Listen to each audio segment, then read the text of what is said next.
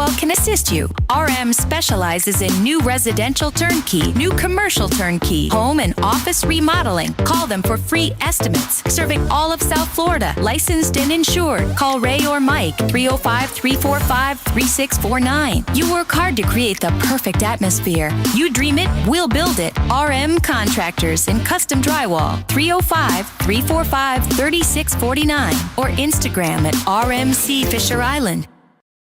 There's just one place where you could drive a new Acura ZDX for only $239 a month. The Customer Appreciation Sale at Acura of Pembroke Pines. Thank you for making us number one.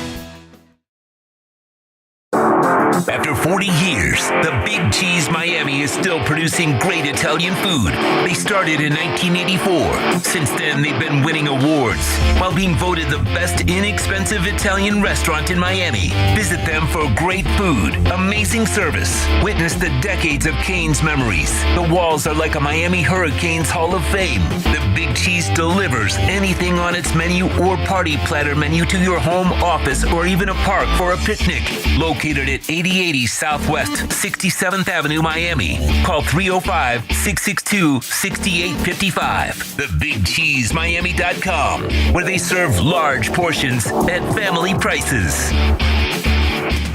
We're celebrating a new year with new savings at Toyota of Hollywood, the official #1 volume Toyota dealer. Save big on a 24 Corolla, not $24,000, $17,988. Buy with 0% financing, 0 down. We're bringing you deals that strike fast and hard at the #1 volume Toyota dealer, Toyota of Hollywood, on 441 between Hollywood Boulevard and Sheridan Street. Open till midnight.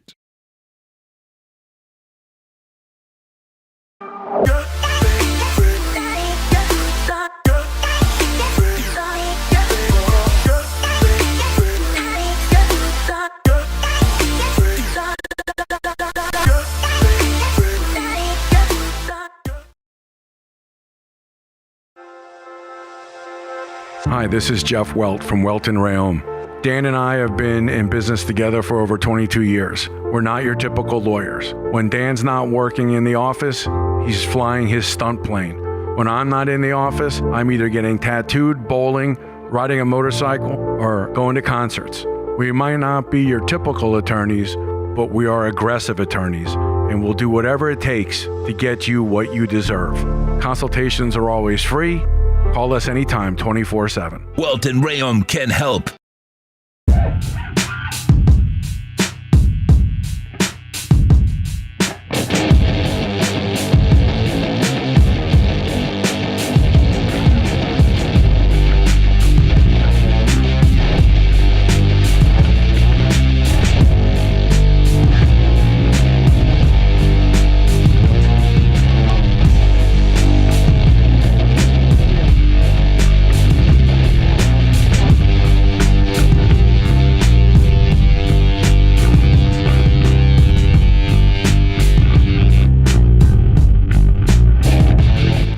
It is the Squared Circle Digest 805, the place to be. The Squared Circle Digest. I am Sean Stanley. He is the great Frankie Fresco.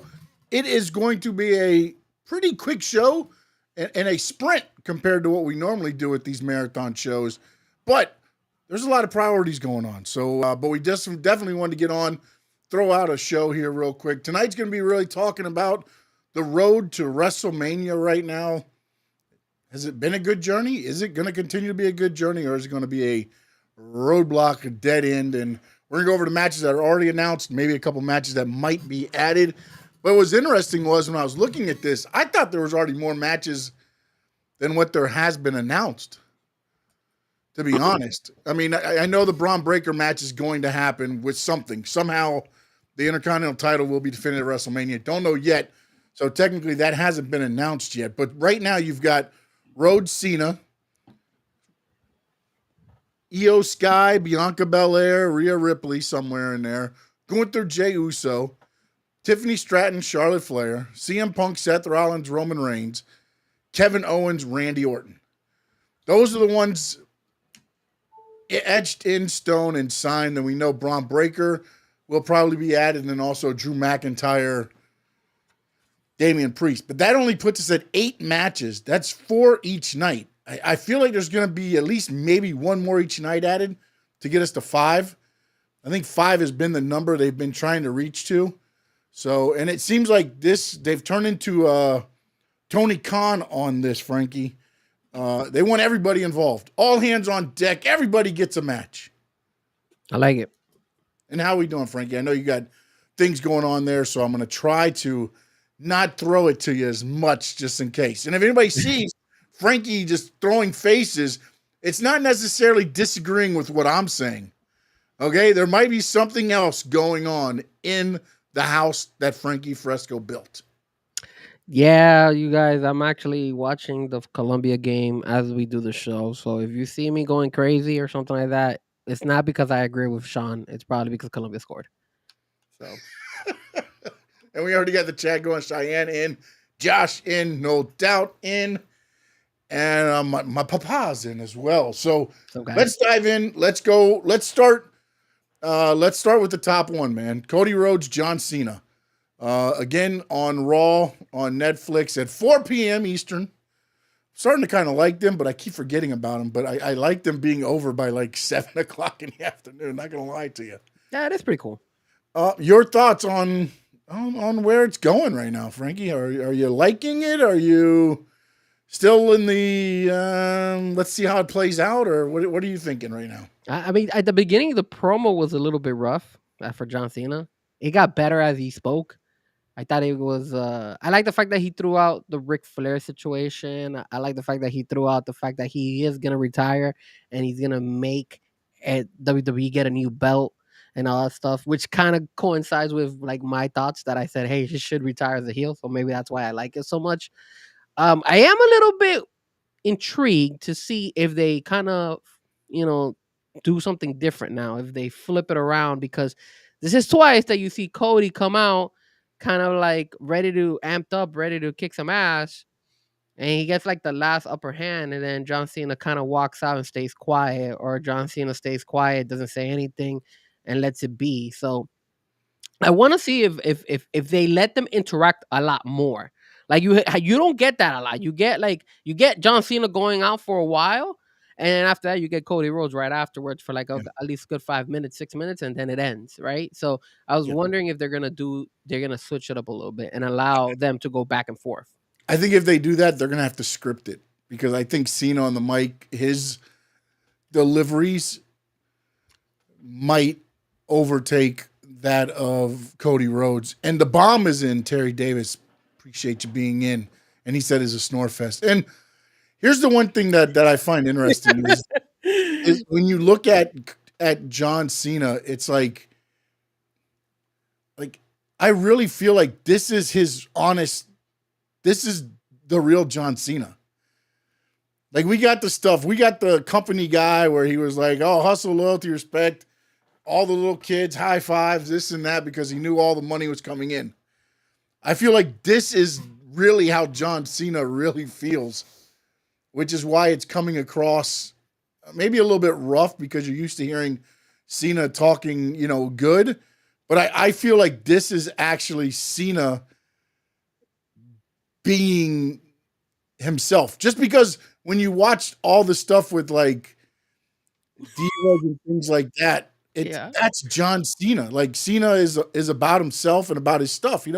Look, I work hard. I got marble floors. I got all this stuff. I don't want you guys messing it up.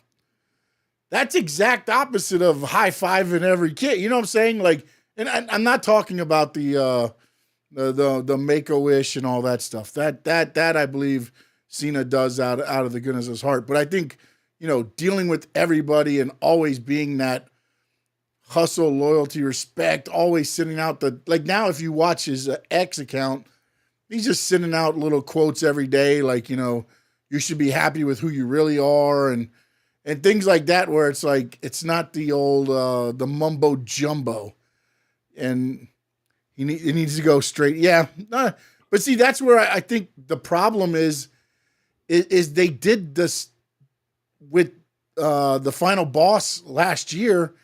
if Cody just gets his ass whooped by John Cena every week, like what he did with the final boss last year, we're just repeating the same stuff. Yeah. I don't think they should have done as much as they did with The Rock last year, because it was like after every Raw ended, it was Cody getting his ass whooped and blood put on the thing. So, like, I almost feel like they're trying to, I guess, stagger this out with Cena a little bit more. Maybe when they got 2 Raws, I think once they get back to the States, they got 1 more international. And then they're back into the States leading into Vegas. So it'll be interesting to see if there's any contact, because Cena left. Cena just backed down. And then I loved that he came out, and I saw it on X, and I didn't pick up on it actually live. It was the ECW entrance. Oh, really? He did against Rob Van Dam. He put the towel above his head, and he walked out to the ring. That was the same entrance that he did on the ECW pay-per-view when he lost to Rob Van Dam. Oh, I don't remember that.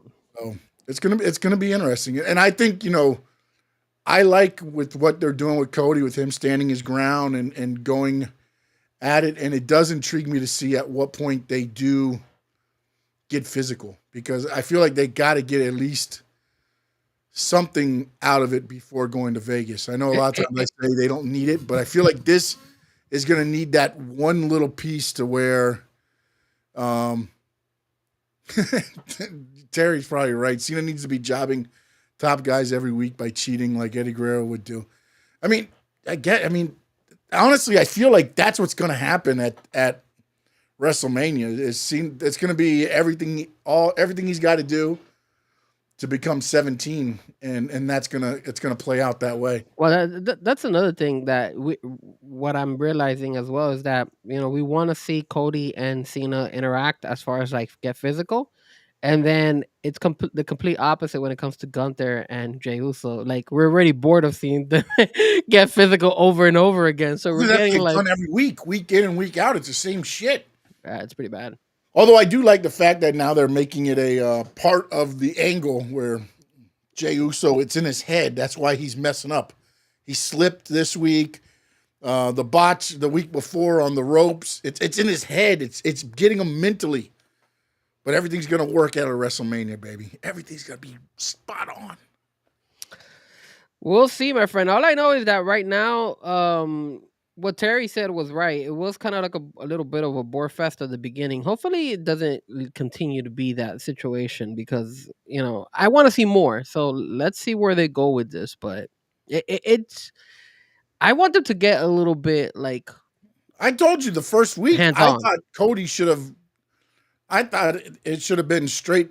Dude, he beat you up and left you bloodied at Elimination Chamber. And then you don't come out fired up. You come out doing your stuff. Like, I felt like they missed it. I do like, though, the way that it's kind of building up again. But to me, it was already built up from when he beat the crap out of him at Elimination Chamber. There's no reason for Cody to come out and be like, oh, I've heard everything you've had to say in the back. I wanted to hear what you had to say. No, dude, you kicked me in the nuts. Hit me with the belt. Hit me with my dad's Rolex. Like, what else has he got to do? Come out fired up, man. But, again, we'll see where this leads. The next thing I guess we can talk about, let's talk about Gunther and Jey Uso. I think we've already talked about this enough, but I will say my piece on it. At least now they are throwing something else a little bit. Now it's like Jay's in his own head, messing up.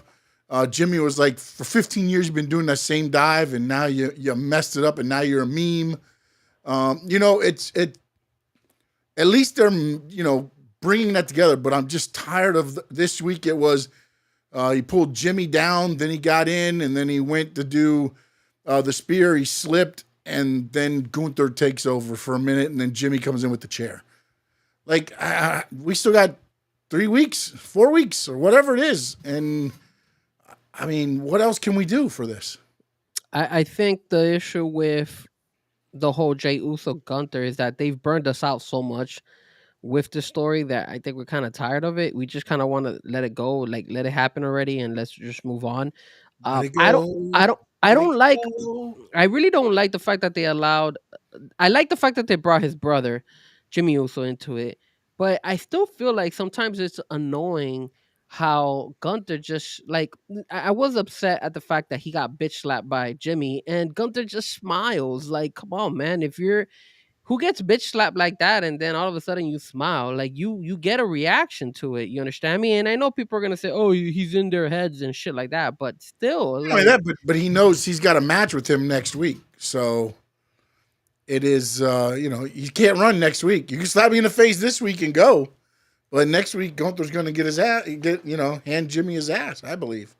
I mean, I would be shocked if Gunther doesn't win next week, but it just, I don't know, man, it just felt like it was a little bit of like, I want to see them. I want to see Gunther, like, if you every single time you're running up on Jimmy, I'm sorry, on Jay. So if Jimmy does that to you, you beat the shit out of him. And where's Jay? Like, Jay's so depressed on the side that he, like nothing there. I don't know, man. It just Well, feels he like they're walked up the forcing it. staircase, and Gunther apparently walked by, and then Jimmy turned the corner and went after him. I mean, come on, man, you ain't watching the show. It was an odd thing. It's like Jimmy was like, well, you know what? I'm gonna take care of this, and he just steps through a doorway, and there's Gunther like eavesdropping in on the conversation. I don't know what the hell he was doing, but he was right there. So I just want to let you guys know that Columbia came with some authority tonight, bro. We're up 2-0 already. Impressive. I'm really there we shocked. go. Look at you. Might as well cut it off now, man. You're good. You cruise. They're coming with some authority tonight, bro. They want to win. We gotta win. We You need know, to it was win tonight. interesting. I don't know if you saw. I think I sent it to you. I meant to send it to you on X. Solo Sikoa teamed up with Gunther to take on Cody Rhodes and CM Punk, and Solo turns on Gunther. Wow. He slapped Gunther, and then he ended up taking a pin. Solo did, but he punched Gunther and there. So I was like, hey, could this be what happens at the WrestleMania? Solo Sikoa comes in to help Jey Uso, and they yeet together. Impressive. So, and then No Doubt says they succeeded in making Gunther not boring. I like this Gunther. It's definitely a little bit more entertaining from the Gunther side because he's actually doing something other than just coming down and telling them people that I'm better than you. Terry says if Jay wins, it'll be transition period to sell merch. Yeah, I don't think he's going to be a long-term champion at all. And then Cheyenne says, Sean is definitely a girl dad. Yes, cannot deny that. All right, Tiffany Stratton, Charlotte Flair. On Friday. They're going at it, bro. Yeah, I'm okay with the way this one's building up. I mean, I actually took some notes on that. So hold on a second. So let me go to my notes here because I was watching it and I was like, man, it was actually the first Friday I actually was actually able to watch it, like sit down and actually watch because I've been so busy. So Tiffany goes and tells Charlotte, I'm sorry. Charlotte says she felt sorry for Tiffany. Everyone is compared to Charlotte. Tiffany says Charlotte finds the hottest. Tiffany said that Charlotte finds the hottest thing and she throws water on it. And that's why she is going after Tiffany Stratton. Then Tiffany goes and says Charlotte is struggling with the fact that the fans don't want her back. And the WWE fans run on Tiffy time. So it was a good back and forth, man. I like the fact that they were going at it on this. and Tiffany is going on a lot, I think, of how people feel. I mean, Cheyenne says in here, I'm tired of Flair, so tired of her. I think people that happens. Every time she comes back, and you said it too, and we've said it on here. As soon as she comes back, what's going to happen? She's jumping into the picture, in the title picture, and that's exactly what happens. And people get tired of that, and it helps though with the promos because you're speaking truth, and you got people that feel that way. So, it's going to be very interesting. I'm just hoping that at WrestleMania, Tiffany Stratton wins and keeps it stays Tiffy time. I don't want it going to Charlotte Flair. I do not, because I think, if I'm not mistaken, I believe Charlotte is tied with John Cena. Really? I didn't know she was tied with John Cena. I think. Hold on a minute. Let me see how many heavyweight titles Charlotte has. If she is tied with John Cena, that kind of sucks. I will say this, man. Like, we don't know. I don't think anybody wants Charlotte Flair to win because we're just tired of her. She's too like you said, it's kind of like the Ric Flair. That's why I like the fact that John Cena used the whole thing of like, yo, I'm gonna bury and win Ric Flair and kind of bury Ric Flair out of the way because in a way we are kind of tired of both of them. I don't and Ric Flair, he's good and stuff, but yeah, he's an old timer, bro. Trying to move on from those guys. And then Charlotte Flair, I think the problem with Charlotte Flair is that she comes with this ego and this pride, this like sense of of like she's the shit, and I don't like that. I hate the fact that she's coming out like saying, yo, like I'm better than everybody else. So as soon as I come back, I need to be in the title contention because I'm way over everybody else, and that's not the case. I really do feel that Tiffany Stratton has made her way to be relevant really, really well in the WWE, and the fans are really invested on her now. Um, which we all saw that she was going to be a star. Obviously, we all knew she was going to be a star from her NXT days. So hopefully she does pull that victory over Charlotte because I don't want to see Charlotte as the champion. To be honest with you, I So do want Charlotte technically is a 17-time that. WWE champion, but 6 time as the Raw, 7 times SmackDown, 2 times NXT, 1 time the tag team, and 1 time the Divas title. She was the final holder of the Divas title. So I'm guessing they're not counting in the NXT or you know what? No, I think she's at 15. So they must not be counting in the tag team and the Divas, I'm guessing. Mm. And Cheyenne, you're right. That's what it is. She has a sense of entitlement. I think that's what's rubbing off really bad on her because people are just fed up. Well, because she's been, I mean, let's look at it this way. When you look at that division, it's Charlotte, it's Becky, uh, Bailey was there for a while, Sasha did her thing there. I mean, for the longest time, that was the division. And it was a matter of the belt going between the 4 or 5 of them, and then every once in a while, somebody may get it to be a transition champion over to somebody else. But for a decent amount of time, that was the division. Yeah, but check this out. There's a difference between how you see one wrestler and the other. And I'll use the comparison of Becky Lynch. Charlotte Flair was gone all this time because of that injury, and you don't see people talking about her. You don't see people saying, "Hey, I want to see Charlotte back. I want to see Charlotte back." You see Becky Lynch gone for a while, and people are still asking, "When is she coming back?" Like people still do like Becky Lynch, and people can relate and say, "Hey, we really want to see her." So it's kind of crazy how there's these they both have been in the game for a while. They both came up around the same time, but people are just bored of Charlotte Flair while Well, I people are think it goes a craving lot for with the Becky back. gimmick, though. It goes a lot with the gimmick, too. Because her gimmick is being entitled. I mean, she's a Flair for god of wrestling in a way. That's the way it's looked at. I mean, you know what I'm saying? But the Flair name is that, so it's part of that. And I think sometimes it becomes, I guess, perception is the reality of that. Let's go ahead and look at I saw it up here. Josh said somebody. Oh, He said he's tired Stanley, of Rhea what's going Ripley. on, sir? What's going on, sir? He said he's Oh, tired of Rhea Ripley. yeah, tired of Rhea. And let's talk about right now. They have it as Io Sky, Bianca Belair. Now they made another match for Io Sky versus Rhea Ripley next week. The winner goes on to WrestleMania to take on Bianca Belair. Io Sky says, "I thought I'd already punched my ticket to WrestleMania. Now she's got to fight Rhea, I guess, apparently, to get another opportunity." I don't know where this is going to end up, but like, I would have rather them like Io come out and be like, when she said on Raw, she's like, "I want to beat both of them," and then Adam Pearce be like, "Okay, then you beat both of them and just make the match." Like I don't. What are you gonna do? Have Rhea beat Io, and then Io go back? You're gonna take Io off of WrestleMania? I was a little bit confused about that. And look, I've said it from the beginning. I thought I didn't like the fact that they keep making Io look like a chump. Like Yeah. she Mhm. sucks. Like she's not worth Yeah. worth She keeps their getting time. pie-faced Yeah, every time. and I'm not liking that. I've already said that to you guys. Like I felt like, why do they keep putting her like that? It's like the disrespect. But when you look at Io Sky, I think Io Sky has done a lot more what than what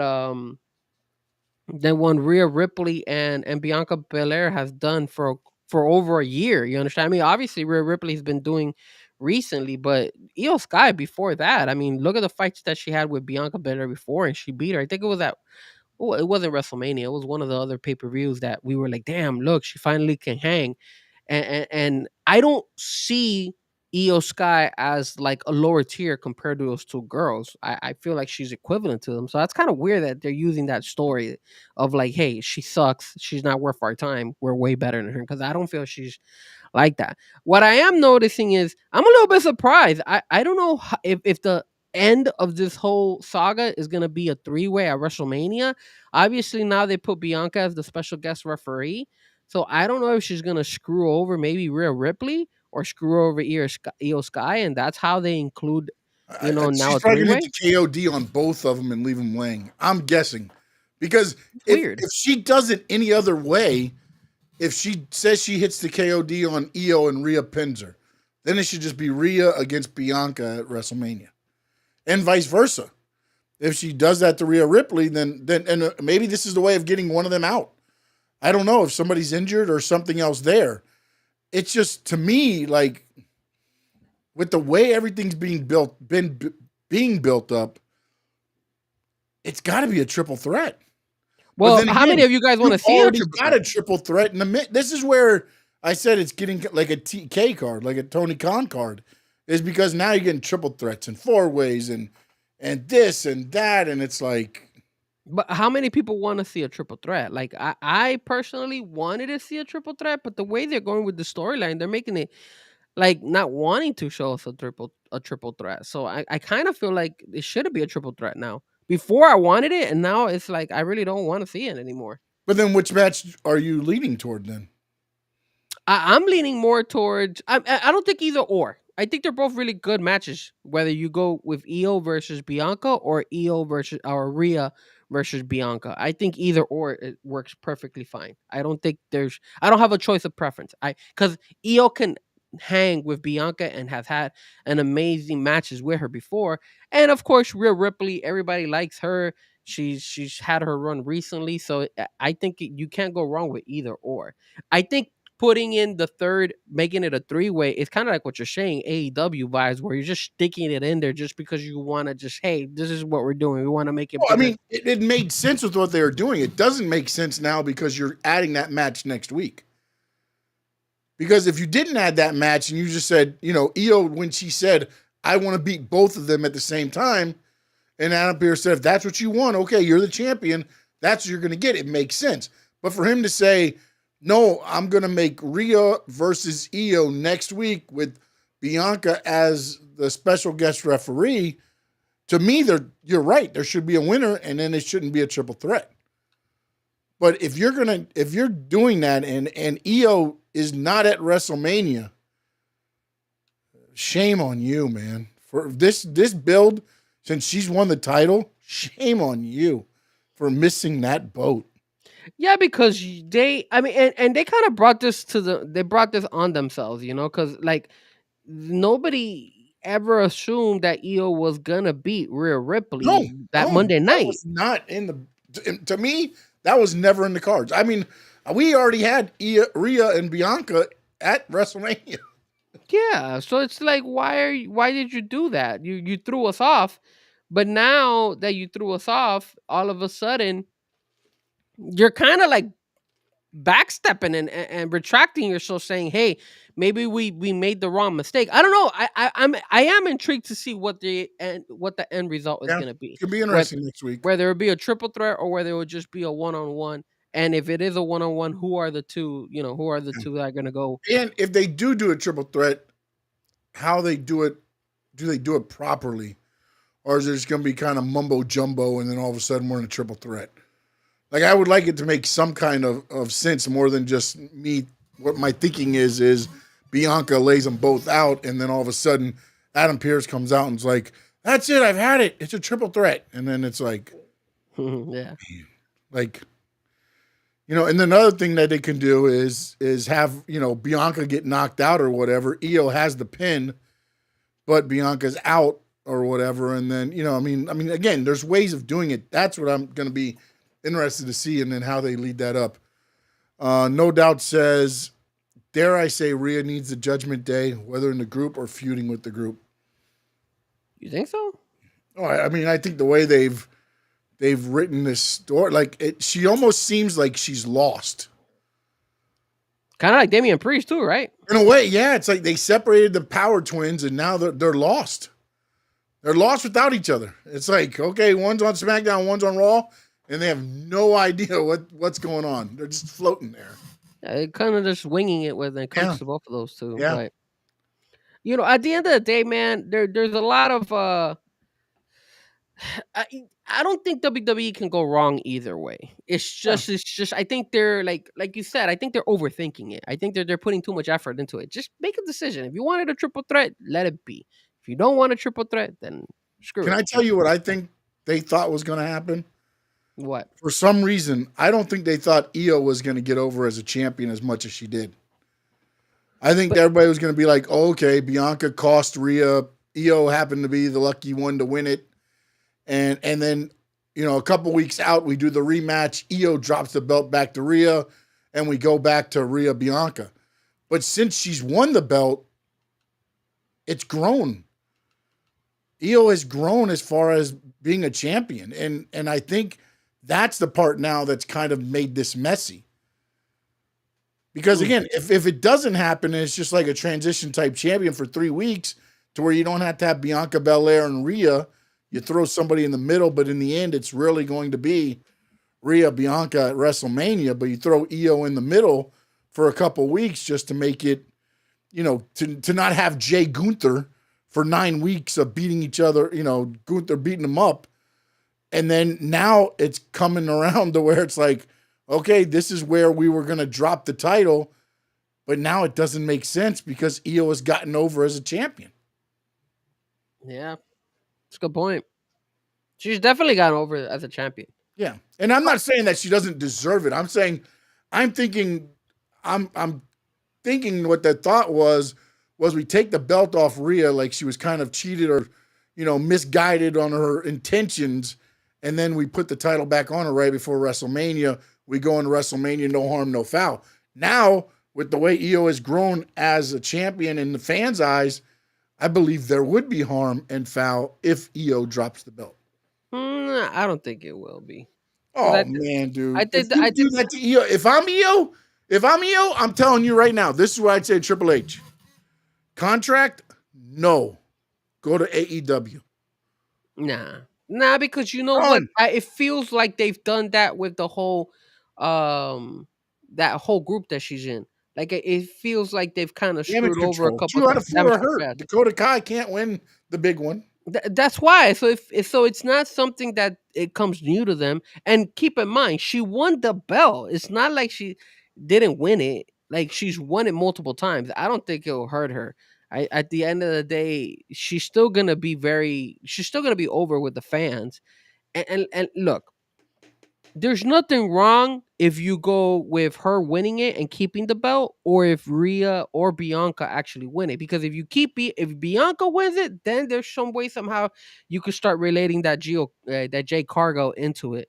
Because that's still a storyline that needs to develop little by little. That's going to develop, yeah. And then the Rhea Ripley, you gotta see who they decide to put her up against. I mean, they could even run it back with Io Sky and her because of how she struggles against Io Sky every time they face off. So it's like it doesn't hurt none of them three when it comes to losing. When I say harm, I don't mean to anything of. I mean that's a bullshit call to not have Io on WrestleMania with the way she's gotten over since she's been champion.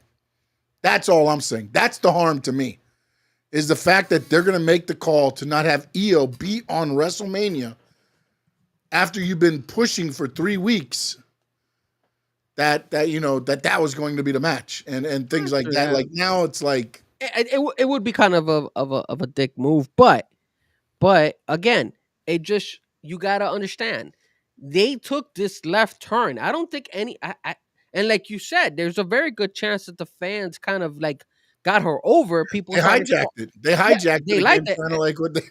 and then WWE said, "Wait, hold on a second, what the hell's going on here?" And I was like, "Man, we weren't expecting her to get so much popularity for winning the belt." But again, they threw them. Look, there's a reason why maybe WWE is hiring new writers. I don't know if you saw my post, but it's probably because they saw that they made a mistake when it came to that. Put me in, coach. Put me in, coach.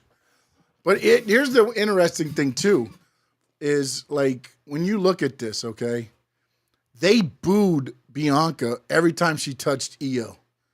They cheered Bianca every time she touched Rhea. Yeah, because if you and I get it, it's an I think Rhea's international the worst crowd. one. It's an international crowd, but it's like I think Rhea's the heel, right? supposed to be. But Bianca was getting booed a little bit yesterday too. Io has gotten over when she's like, "I'm the women's champion," and people just go bananas, bro. People do go bananas for her. God, it's crazy. It is a little All bit right, let's go on here. I want to try to get done with this show before halftime so Frankie Fresco can celebrate the Columbia victory. Right now we're 2-0. Hey, don't jinx us, man. Do not pull. How's DJ in there? He's acknowledging you, Frankie Fresco. Let me knock on wood, Mercer. I don't want to go ahead. I don't want you to pull that same card that my brother did last year with the University of Miami, where he was giving, who was it? Who the hell they were playing? Duke. The one, No, not Duke. Damn it. I forgot who they were playing. They weren't playing Louisville. It was the game before because I streamed the Louisville game. It was the other one that we did the stream together, and he said, "Oh, they're gonna win the Bears, Cal Bears." There you go, That's Cal right, Bears. Cal. Yep, and then all of a sudden he gave us the victory, and then UM came and beat us. So, and then Cal, you're dead to me, Cal. You're dead to me. Anyways, yes, Bounce. He only acknowledges the tribal chief. And it's up to you. Do you want to talk about the tribal chief? Do you want to let's talk jump about into that match? That was the next one. That was the next one on the list. So yeah. I mean, look, CM Punk should win, in my opinion. He should win, but I don't think he's gonna win. Something's telling me that he's not winning that 3-way. I feel like Roman's gonna win. And granted, you got the whole Paul Heyman turn. You got that Paul Heyman that he's kind of like, hey, look, he was kind of enticed, insinuating that, he said, "Thank you for giving me the tribal chief on a silver platter." Cheyenne, please, not right now. Yes, you're right. He is insinuating that, but I still feel that it's too. I don't know, man. I don't think you're gonna. Let me ask you your opinion. I don't think it's gonna happen. I don't think Paul Heyman's gonna turn on Roman. Do you think Paul Heyman's gonna turn on Roman? It's WrestleMania though, so it's probably the right moment to do it. But I don't know. I don't think he's gonna turn on him. What's funny is nobody knows what this favor is, right? Nobody knows the favor is. There's still the favor out there. I mean, it's been hinted at and all this stuff. Is it Paul Heyman, Roman Reigns, and just leaves again? Because to me, Roman Reigns, yes, he's got an issue now with Roman Reigns because, or with CM Punk because he said CM Punk eliminated him at the Royal Rumble. But the thing with Seth is personal, and every time those two get around each other, everything else is forgotten. So I almost feel like CM Punk is going to win because the other two are going to get blinded by hatred for each other, and then Punk's just going to come in and clean up. I don't know, man, because look, Sammy says they're hyping CM Punk way too much for him to not win. You're right, but he also was hyped during the Elimination Chamber when he called out everybody saying that he was going to win and all that stuff, and John Cena ended up winning it. So this is why I don't think he's going to win, because his comment, he specifically said, neither one of you guys has ever beaten me. Yes. Without help from the other. So I think that's the key phrase, the key term, the key moment that he's saying, hey, look, You guys have not been able to beat me without the help of the other one. And I think that's what this WrestleMania is going to prove, that one of them is going to be able to beat him. I honestly feel it's Roman Reigns. But again, I could be wrong, but I'm leaning more towards Roman Reigns winning this fight. And Now, they Seth kind of moved- looks Roman is on on the. Raw now, right? Roman is on Raw now. I think Roman's on. Yeah, I think he is on Raw. But CM Punk has came out. Didn't he come out on SmackDown? And They've been on SmackDown and Raw, all of them. I think they're just flip flopping them right now. Yeah, They don't care. leading up. Well, I think they're doing that because of WrestleMania. on the in the international tour. They want to get all their big wigs on each show as much as possible. Correct. I think that's the thing. But I guess the interesting thing, would be coming out of this match. Whoever wins probably jumps into the number one contendership. Well, that's what CM Punk was insinuating. Now that could be the favor. That could be the favor that if Punk wins, then all of a sudden he gets a title shot, because Punk insinuated on Friday, or I don't know if it was on Friday or on Monday, maybe it was yesterday, when he was like, "You guys are on my way for what I really want, which is obviously to be the champion." But it's just too soon. If you give CM Punk the victory, are you going to put him again now all of a sudden against Cody Rhodes? I think it's too soon, dude. No, but see that's where you're wrong. Not so fast, my friend. It would be against Jey Uso or Gunther. Cody is SmackDown right now. Damn, Venezuela just scored. If they're on Raw, then the winner, which is why I don't think Roman Reigns wins, because if you do put the title on Jey Uso, it's Jey Uso against Roman Reigns again? Oh, it could be Cena versus CM Punk. That's a good point. I mean, it depends on how they run this title stuff, because if they're on Raw, they should verse the Raw champion. But again, you can switch them over because you do have the draft coming up again. So, and you could do, again, Cena changes everything in this, man. Wow. It does change things, because now it becomes Cena Punk, Cena Roman, Cena Seth. I mean, again, all these are interesting to. I want Cena to win, man. Go through. So you need Cena to win. I've already told you this multiple times. Cena needs to win. He needs to win. He needs to end his career as a heel, or as whatever he feels he wants to consider himself.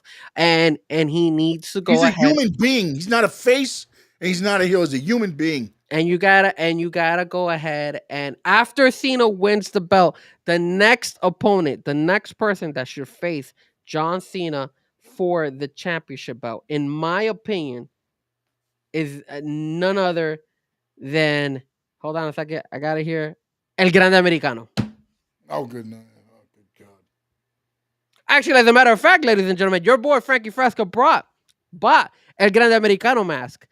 Another mask in the books. Frankie likes to collect masks, so I bought. Have you gotten any of them that you've ordered so far? Nothing. And the Grande Americano mask is scheduled to come in June. I keep buying these masks, and they don't come in. So Penta's mask is nowhere near coming.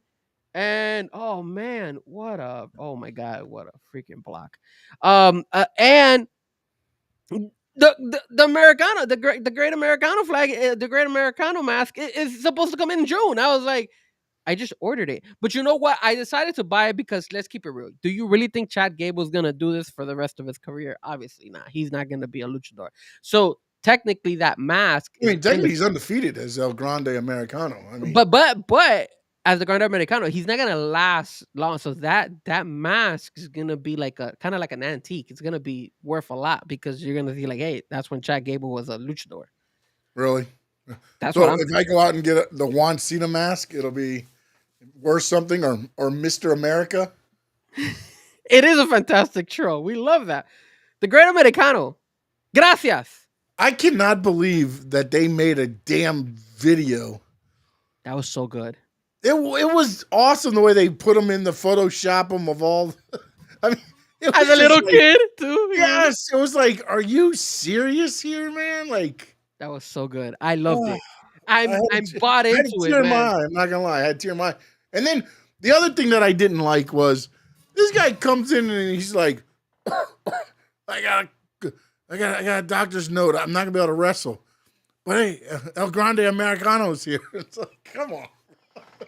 I mean, look, at the end of the day, I don't know who came up with this idea, but it was smart Oh, as hell, and they got to no, run it's with it. just They got to keep running, and I want to see how long he could keep up with this. Because if you are able to book him against a one-on-one in WrestleMania against Rey Mysterio or a Penta or anything like no, that, no. it'll be It should amazing. be a luchador challenge. And just have all of the luchadors that are there minus Penta because he'll probably be in the Intercontinental title match. But man, you could throw a whole bunch of, a It's a whole great bunch of troll job. stuff. It's a great troll job. They did a Oh phenomenal no, job. it's beautiful because everybody's flipping out. There's like people like, oh, this is so racist. This is, oh my God, Gulf of America. I never called it Gulf of America. Like, bro, come on, it's fucking pro wrestling, man. Relax. It is amazing to me. And then he was an ass because he stole Dragon Lee. He You ripped know what, Dragon Lee's mask. Sammy? I love it. I love that idea. If Sami Zayn came back as El Generico to be the end of this feud, That would be pretty cool. my God, that would be But then God. WWE is turning into more like a lucha libre type of Well, wrestling. they Too many hold on a mask minute. guys. Too many mask guys. They trademarked the Lucha Underground again. They did that. They have the trademark for that now. So again, they could run this and make it a whole thing, man. Imagine if you did put El Generico, Sami Zayn come with his mask. That'd be badass. I'm not gonna lie, that'd be pretty cool. Could you imagine this if they had the like, it was like, say, what do they call them? Not a marathon match. What's the one where they keep coming? Like you one-on-one starts, one gets pinned, the next one comes down. Gauntlet? The gauntlet match, kind of like a gauntlet thing, and they do that through, and El Grande Americano's the last like one there, and then all of a sudden El Generico's music hits, when everybody's like, "What the hell is this?" He's so, dude, they could go so far with this. Like, this is a really good troll job, and you know what, man? It's funny because Chad Gable, you gotta give a lot of respect to Chad Gable, man. Look how they used him against the White Six. Look how now they're using him with the whole luchador mask. Like, the He guy gets is it though. so He gets so talented and be able to like yes. put him in different stories and make it work where you're like, damn, I'm intrigued. I actually enjoy this guy doing these ridiculous, moments, but it works. And then obviously for a while with this guy, your boy, what's his name? Fuck, I'm having a brain fart when it comes to his name.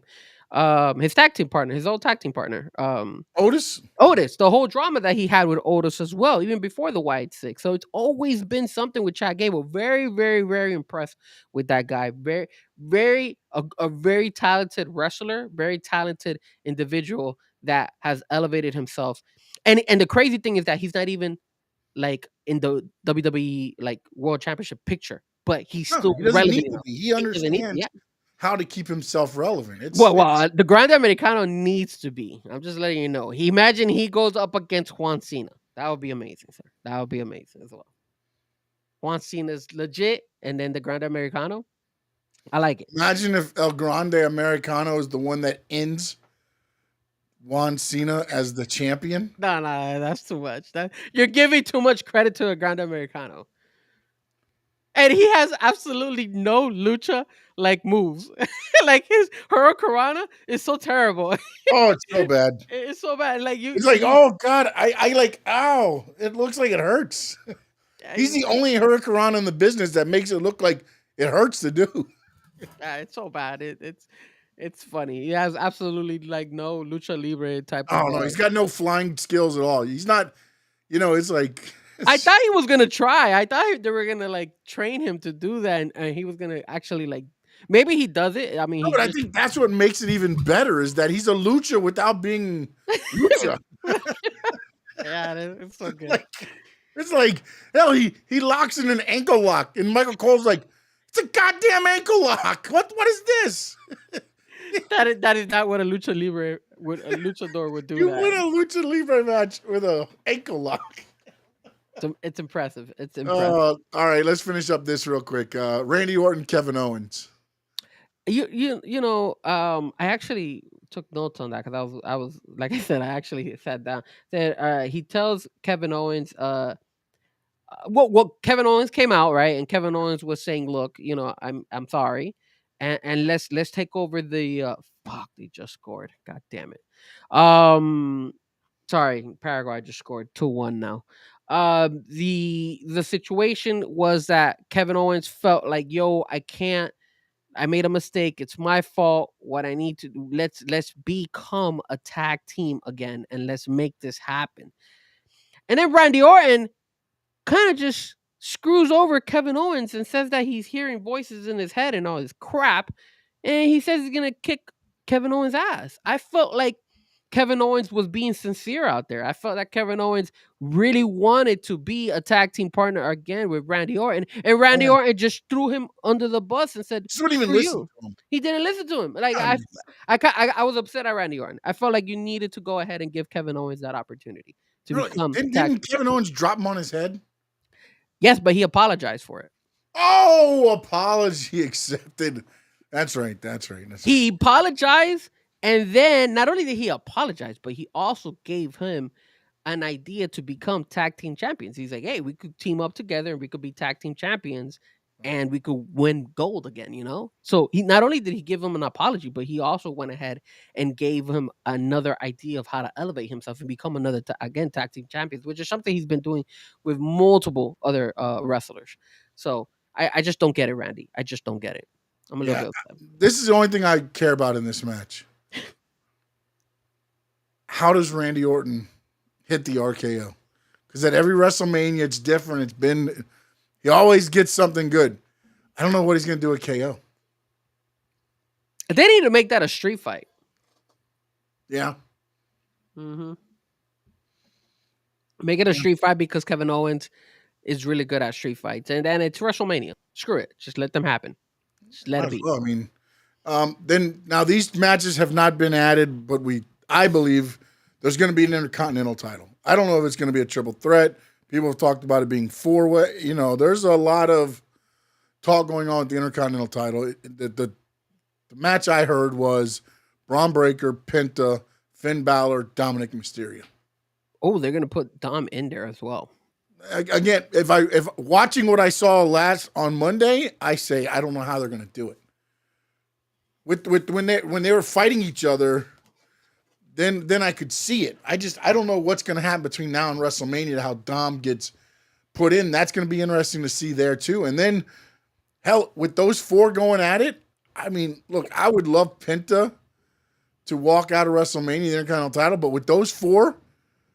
I would say, screw that, man. This is your chance to put the Intercontinental title on Dominic Mysterio at WrestleMania. Wow, look at you. Yeah.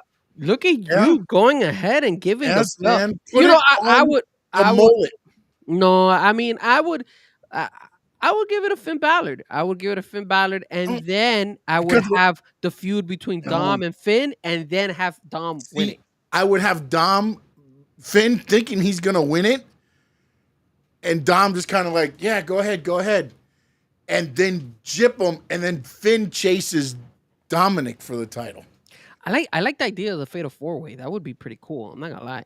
Yeah, because if they do that way, then I think that is the perfect time. Because then you don't have that Penta get pinned, and you don't have that Braun Breaker get pinned. And you make between Finn and Dom, however it ends, and then there you've also coming out with the feud. Yeah, you get a feud out of it. I love it. I love the idea. And then you can move Braun and Penta on to whatever else you want to do from there. Yeah, my only thing, like I said, I think Finn should win it, and then eventually have Dom have a feud with him. I just think Dom's going to stay the heel, and I think you can end up making Finn the baby. Because you have Liv, you have Raquel, Carlito, Dom, and then Finn starts chasing him as the baby. And it's more than Dom the heel trying to catch Finn the baby. The thing is that it could go either way, because you could say if Finn wins it, Dom could go and tell Finn, "Hey Finn, during the time that Braun Breaker was a champion, I got you a couple matches against Braun Breaker. Why don't you give me a shot at the belt?" Yeah. And vice versa. Finn Balor can be telling Dom, "Hey Dom, let me get a chance at the belt. The same way you were able to hook me up with a chance to go against Braun Breaker, let me go ahead and take a jab at the title. And then from there, create some more feud. So that's why I feel like it could go either way, but I would prefer Finn and then have Dom win it in a cheating manner where they all turn on Finn Balor, and that's how he loses the belt. And then Dom becomes the main person of the Judgment Day, and then you can make Finn Balor the baby trying to come back, similar to kind of what they did with Damian Priest and Finn Balor at one point in time where they were feuding. Yeah, no, I mean it's going to be interesting. It's going to be interesting. And then the other one is Damian Priest and Drew McIntyre, which they've kind of been going at since around Royal Rumble time. So that's going to be an interesting one. I think that's just going to be like just a hard hitting contest, and it goes back to what happened last year at WrestleMania. Remember how WrestleMania started off? Drew McIntyre wins the title. CM Punk's at commentary. Damian Priest comes in and cashes in and leaves WrestleMania after Drew McIntyre won the title. So again, it's finishing up a story that started 1 year ago. Yeah, that's not a bad idea. So a lot, and then I still think there's going to be something else added. One of the tag team titles, maybe, or something. Do you think Lyra Valkyria will be in WrestleMania? I think she might be on like a kickoff because they usually do one kickoff match at the WrestleManias. They usually do one kickoff match each night. And then Chelsea Green, will she make it to WrestleMania? I think you might get Chelsea Green on one night and Lyra on the other night opening. And then LA Knight will make it, right? Naomi and Jada get added, and I think LA Knight will get added, and Logan Paul still hasn't been added. Logan and AJ is probably AJ. I think they're going to be at the next Monday night, right? That's the next Monday night. Is that the next Monday night one? See, that's where it's throwing me off too because they're with the international tour. They're actually giving them some damn good matches.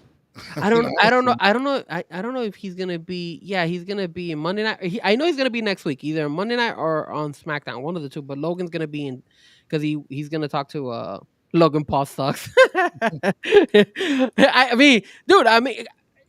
Nobody likes him, but let me ask you: would you be entertained? Logan versus AJ Styles? Oh yes. Oh yes. Oh, yeah. I think that's a good match for Logan. I don't think it gets AJ Styles anywhere, to be honest with you. Well, right now. AJ's not about AJ. That's the thing about AJ Styles. He's never been about him. He's about getting his opponent over, and he's about making it. He's going to have a great match, and then it's he's at that age now to where now it's about building the Logan Pauls and those guys like that. So no, look. I can't stand Logan Paul the person. I can't stand Logan Paul, but the one thing that I do like is, I mean, he has the brashness, but it feels like when I've watched a couple of the Impulsives when he's talking to the wrestling, people that have been there and done that, and he's very respectful. So that, again, whatever you see on his character and everything else, I respect that. That's where he's earned a little bit more of my respect, because for a while there, I just thought he was a pompous ass. Had a lot of talent, can do a lot of things, but I like that match. Could be very, very. Again, I wish AJ would have been about 10 years younger too, but still, AJ can go now. But I just think him and Logan Paul at a time when AJ was flying everywhere would have been almost Ricochet versus Logan Paulish. Yeah. So, and then, we haven't even talked about celebrities that might be there, so we'll see what happens there. I don't know that they're going to add anybody in there. Maybe, what's his name might come out with Cena, right? Well, they were talking about that John. No. Another black eye. Who was the one that was talking about it? They were talking about that they wanted Jey Uso. I think it was Jey Uso who was talking about that he wanted to come out with, I think it was Sexy Red and somebody else. I read about that he wanted for WrestleMania. Yeah. I think it was Jey Uso. If I'm not mistaken, that he wanted two. I think it's Sexy Red and Cardi B or something like that. I think he wanted like two of them to be with him when he comes out. I think it's Jey Uso. I'll check it out online because I know I was. I'm very interested to see what they do for his entrance.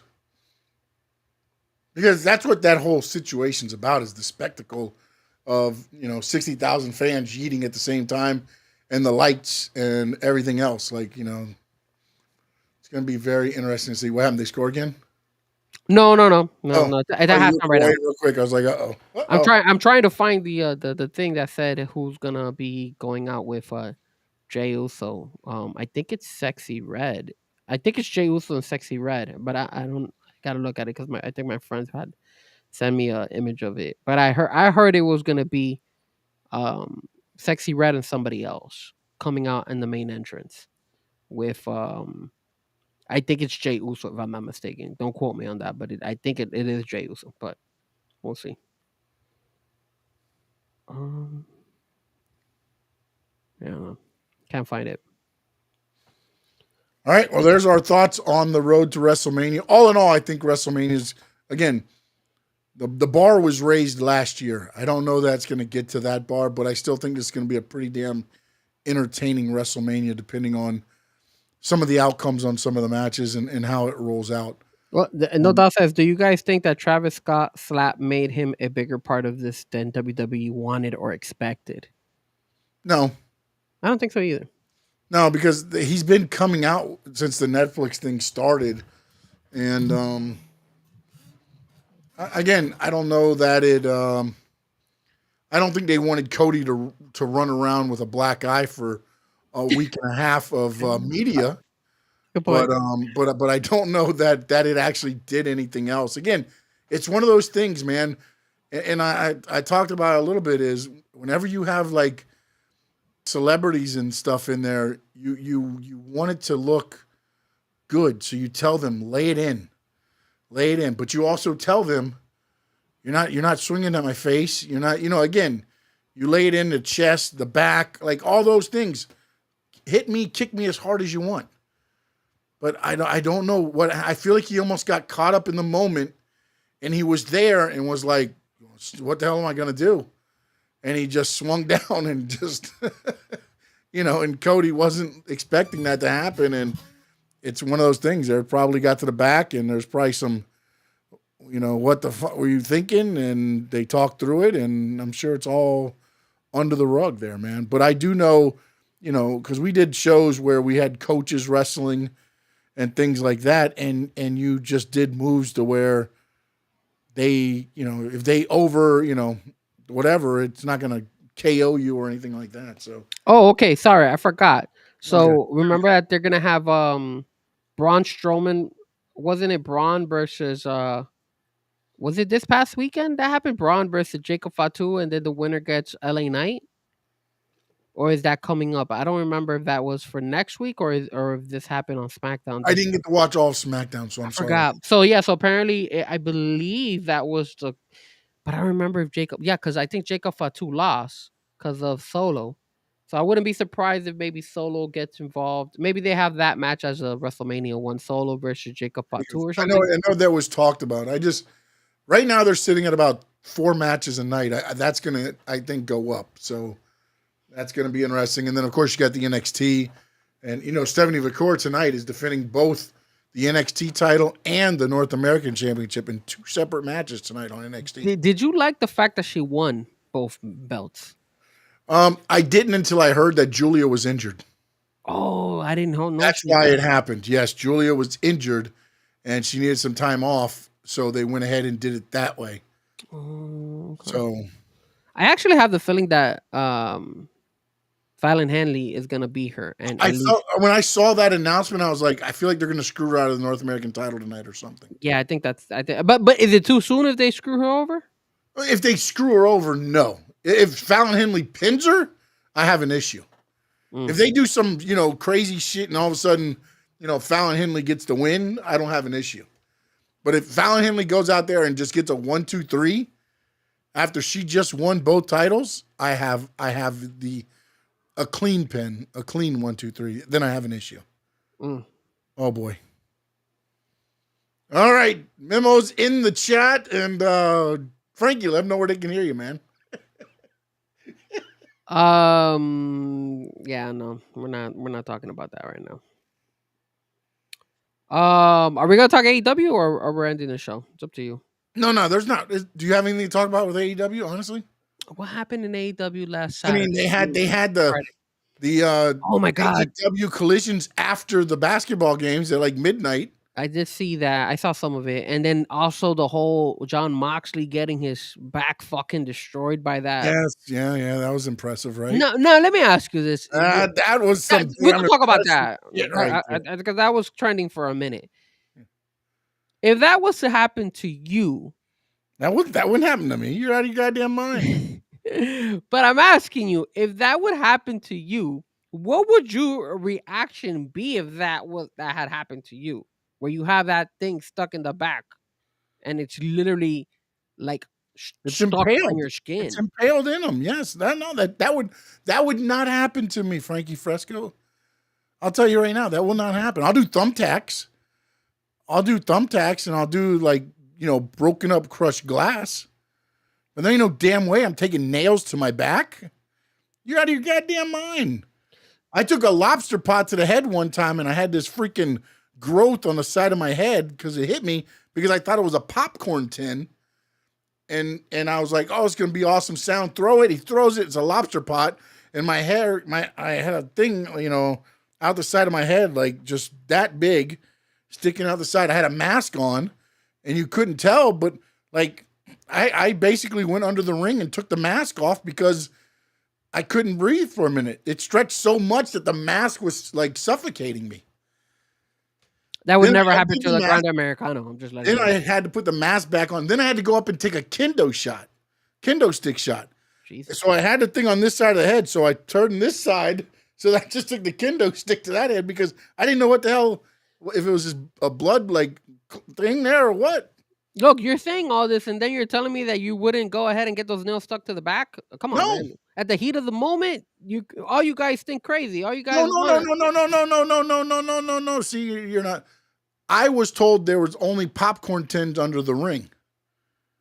So I said, okay, then throw the popcorn tin. You know, the little things that make a lot of noise.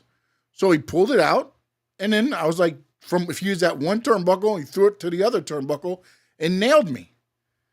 Because I thought it was going to be that big boom, the sound. At no point did I say, hey, there's a nail gun. Go ahead and shoot me with that. Hey, it's a bat full of nails. Hey, body slam me on that. No. Out of your damn mind. I actually like that idea. That's not a bad idea. All right, I'll tell you what, Frankie. A nail gun. I get to shoot a nail gun at you? I think that's No. I shoot the nail gun at you. No, I said it first. So you No. can't. Okay, then fine. I get to body slam you on a bed of nails. I don't know. Thumbtacks. No, nails. No, not nails. Yes, nails. I have no wrestling experience. How am I going to react to that? I'm going to be freaking out. You don't need wrestling experience. John Moxley's a trained professional. What happened to him? You're a trained professional. That's why I have to shoot nails at you with a gun. What happened to John Moxley, the trained professional, when he got slammed on a thing and it impaled him? What did you think about his reaction? Did he do the right thing? Because a lot of people were saying that he was calm and collected. That it was kind of like when he saw it was pretty bad, but he still seemed kind of calm. That's not the first time he's done that. Oh wow, I didn't know that, bro. Have you ever watched the GCW matches with him and Nick Gage and all them? I've seen some of them, but I never saw that he did that craziness. That's insane, dude. It's kind of bad. Like I think he stopped that because of the kid, but he still does it from time to time.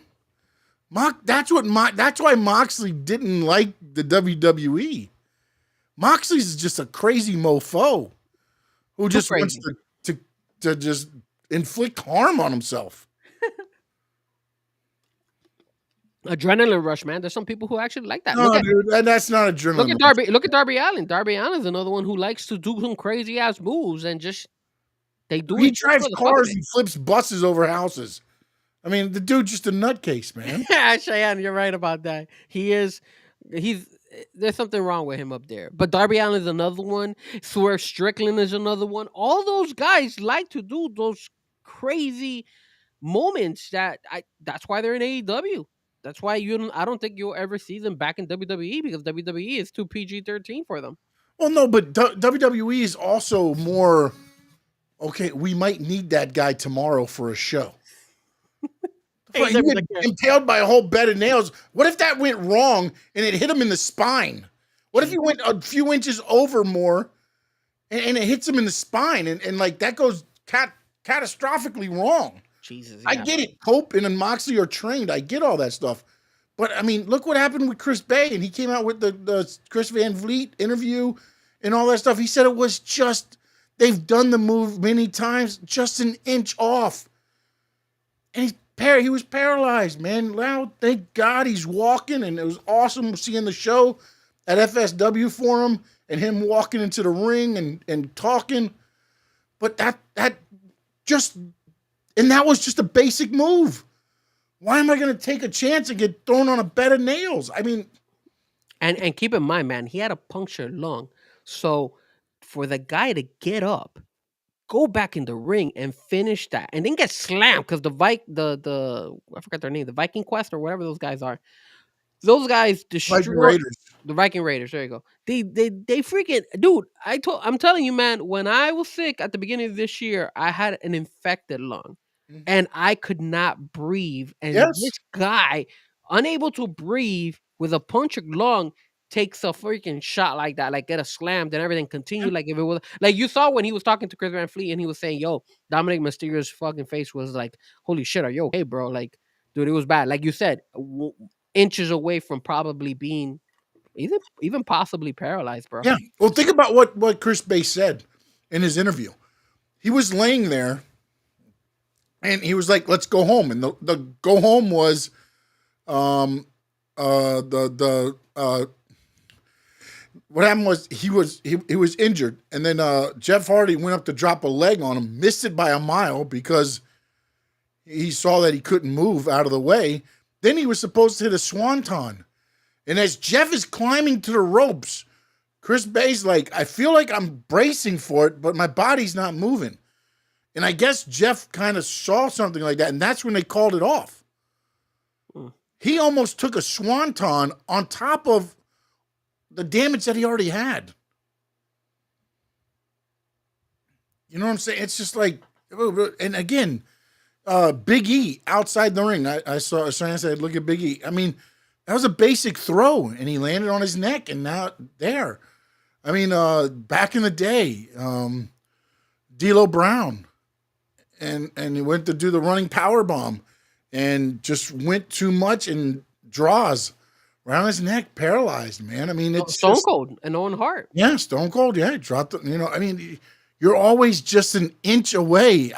I've never found the reason to go, like for me, when I wrestled, if I was in a ladder match, I'd take a power bomb off the ladder, but basically I'm on the ladder, the person comes up under me, picks me up, and I take a back bump, but I'm not doing anything that's crazy. You know what I'm saying? Like, it's hard enough of the sport if you don't understand. You're always an inch away from it being your last bump. That is true. And I don't understand why you add to that by saying, and again, I've never been paid millions of dollars to do it either. And I understand that when you get up there and you got to tell a story and things like that, and things happen like where you got to do, but like minimize it. Nowhere in that match did there need to be a body slam or suplex on a freaking bat of nails. Like, we're not in fucking The Living Dead or whatever. What's the zombie show? What the hell was that? Yeah, I know what you're talking about, but I don't watch that show, I didn't watch either. So that's why I'm like, The Walking Dead. The Walking Dead. Walking Dead. Yeah, we're not in The Walking Dead where you got the little baseball bat with barbed wire and all that, man. So. Okay, well, that's a good question. Cheyenne just finished telling you. Sean, would you still do that being paid a ton of money, though? Yeah. Meaning what? Like how I wrestled before, or like No. Let's say, for example, they told you, "Hey, Sean, we want to do a suplex on a freaking bat with a whole bunch of nails on it, or a piece of wood with not nails." happening, buddy. Considering how much money they're gonna offer you, Not happening. Life-changing money, sure. Life-changing money. Yeah, but also, it's life-changing if that thing goes through and punctures my lung. They're not paying my hospital bills, so all that money they gave me is going right to the doctor. Because now I got to go get surgery.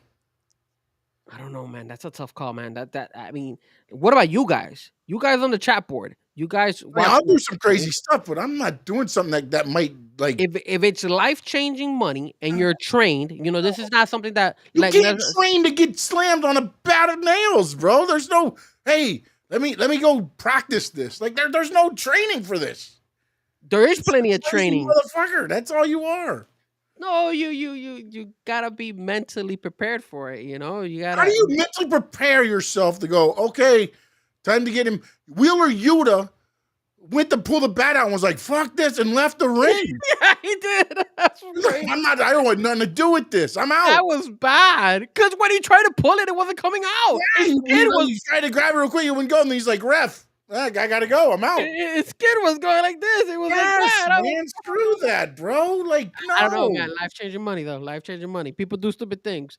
I don't know if I would do. I don't know. Maybe I'll be stupid enough to do it. If I had I'll tell you what. If you wrestling put experience, nails yeah. the size of thumbtacks to where I know there's no chance of it going in my skin and getting to like my lungs or anything. But those damn nails were like that big. They were, bro. Like, give me something small to where like, okay, maybe, but not something where like that shit goes through my love handle and it's sticking out the other side. Yeah, that's pretty bad. That was pretty bad. I'm not gonna lie, it's scary. It was a scary moment right there in AEW. But again, like you said, John Moxley's a crazy mother skunk, and at the same time, I wouldn't be surprised if he was the one who actually said, "Hey, let's do this. I want this to happen." Oh no, John Moxley called that. Yes, yeah. Ed Cope ain't grabbing him and saying suplex on the nails, and Moxley going, okay. I don't know, man. That was intense. That was some intense, bro. It was interesting. It was interesting. Definitely something that I mean, a lot of and it's people cool attention. that like 690,000 people saw it. It's cool. It was definitely people were like talking about it because they were like, "Yo, this is pretty grossed out." But I don't know, man. I don't know. For me, if the money is right, and I'm a wrestler and I know experience, I know how to take bumps and everything correctly. Yeah, but you can't take a bump. Come on, man. I don't even know how else. Like for you to say, if I'm a trained professional, I can take a bump. You're bumping. You're taking a suplex first off.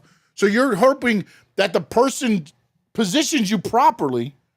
Then you got to rotate over properly and then land properly with your feet hopefully hitting way before your back does to cushion a little bit of that of your weight coming down on the bat. Like no. But hold on a second. You make it seem like, hey, this is crazy what John Moxley did. But at the same time, Cope agreed to doing that to Moxley. Yeah, Cope agreed to doing it to Moxley.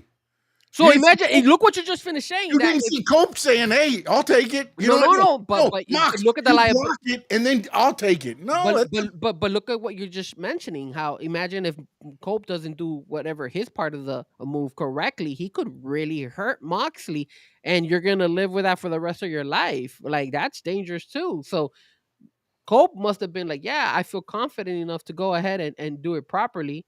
And Mox was crazy enough to go ahead and say, do it on me, So it's like, yeah, but see, the person giving the suplex is really just guiding. no, but come on, Sean. You one bad move, one bad suplex right there, in a bad angle. No, but what I'm saying though is you're Moxley saying could hurt himself.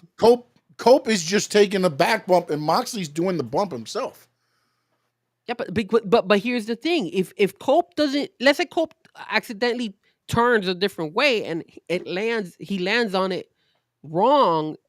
That's still part of Cope's fault for, God forbid, Moxley running into a situation where something could be really bad happen to him. Kind of like when Rey Mysterio. Remember when Rey Mysterio, he does a 619 all the time, and he was in Lucha Mexico, and he did the 619 on that Mexican wrestler, and unfortunately the Mexican wrestler died.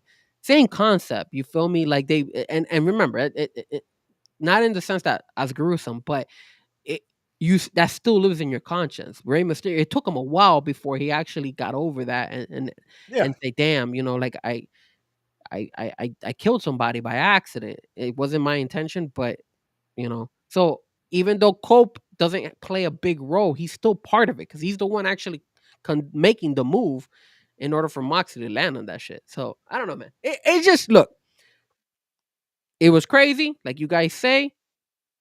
For the right money, if I'm a trained wrestler and I've been doing this for many years, I would do it. A Frank who has never wrestled in his life or anything like that, it scares me to be thrown into a table. I'm telling you right now because I've never taken a bump like Oh, that. no, I do. Look, table bumps and things like that, that's different.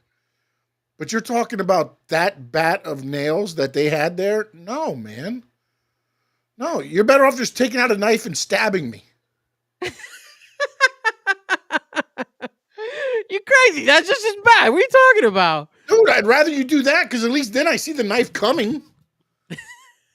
Well, you see the nails being like eventually gonna hit you. You know Fox it's coming. never saw the nails until they pulled out of his damn back. That's pretty gruesome, bro. It's intense. I mean, it's like It would never happen to the Grande Americano. I can tell you that right now. Oh no, hell no! It would never happen. I say it would never happen in WWE, but I just don't see that something like that would happen again. I go back to the night after Revolution. WWE would never have a Raw like that, where none of the guys on the pay-per-view wrestled, and that show was just eh. And now Raw after a pay-per-view sometimes will be eh, but people will wrestle that were on the pay-per-view. Not one person. It looked like a mash unit. Osprey's goddamn more bandages than I don't know where. They had to call for extra bandages for Osprey. You had everything going on. I mean, and kudos to them because Revolution was kick ass. Don't get me wrong, but it comes at a price, and you won't see that happen with WWE because again, they're about the entertainment part of it more than the sport, whereas AEW is more about the sport than the entertainment. Yeah. But the problem is when you do episodic TV, entertainment plays a big part. It does. Good point. All right, man. Let them know where they can get you. That was a lot of AEW talk. I forgot about that part. That was the only thing we should be talking about AEW because it was actually very, very gruesome. And we had to talk a little bit AEW. I'm wearing the hat. Like, come on. You guys can reach me and follow me at Frankie Fresco on X, on Instagram, on Facebook, on TikTok. If you guys are locally in South Florida and you want to check out Frankie Fresco spinning at some of these spots this weekend is Ultra Week. I am not DJing at Ultra. If I was DJing Ultra, you would not see me here, Sean. I'm sorry, bro. I would have way too much money. I would have made the platform gone even bigger. Screw that. We would have had the podcast live at Ultra. That's what we would have done. Yeah, as you're spinning. That's what I would have done. As you're spinning, you'll be talking. We're still going to talk wrestling, even if we were both. You could do the Mark Henry, Joe Hendry thing and spin wrestling songs all the time. Yes, I would have when you play I'm a Real American, they boo you out of the building. And not only that, you know what? As a DJ, I would wear the Grande Americano mask. Oh, you got to get it first. I mean, yeah, WWE slacking. What's very interesting where's my Penta mask? God damn it. Anyways, which mask gets to you first? You know what? This is the one of the Penta masks I got, right? And this was when he was in AEW, right? And this mask came authentic from Mexico, so I had to I ordered it from Mexico. This thing came in like 2 weeks, literally 2 weeks. It's pretty legit, though. I'm not gonna lie, it's a pretty badass mask. Mexican masks are always very nice, man. But Jesus, like very, so I was a little bit upset that I got that mask in Mexico and from Mexico, and I can't get the WWE mask. Come on. Anyways, long story short, if you guys want to, if you're locally, Friday night, I will be at Tap 42 DJing in Coral Gables. So you guys are more than welcome to check me out while I'm there. And then on Saturday, for my people who live down south, I will be at the Tap 42 in Kendall during brunch and at nighttime as well. So I'm doing 2 sets on Saturday as well. Sunday, I'm taking the day off. I'm going to see if I can make my way over to Ultra. Hopefully, pray to God, I'm crossing my fingers. But if not, if you guys are local and you want to check me out while I'm spinning, say what's up to me, more than welcome to come through at Tap 42. Very cool spot to go eat and listen to some music from your boy, Frankie Fresco. So make sure you check out Frankie there. You can check me out, Stanley Media _11 on X, Stanley Media House on Instagram. What else we got? Threads, Blue Sky on I think that's it. Stanley Media House Network on Facebook and on YouTube. So make sure you check it out there. And don't forget also live Monday, 7 p.m. Talking Racing Now with me and No Doubt or Mr. Spencer O'Neill. And at this time, I'm going to let Frankie Fresco go cheer on Colombia. Vamos, Colombia. Uh-oh, he's shaking his head. Yeah, that was the golazo that Memo was talking about. It's pretty Are bad. they tied now? Yeah, I'm a little bit behind. Oh. I'm a All little right, bit well, I'm going to let you go watch it, man. Vamos, Colombia. I hope they win, and that's not BSing, man. I hope you win because U.S. sucks. They do. We do. We are terrible, except women's soccer. In the words of Greg Cornsoli, so long for the Sunshine State.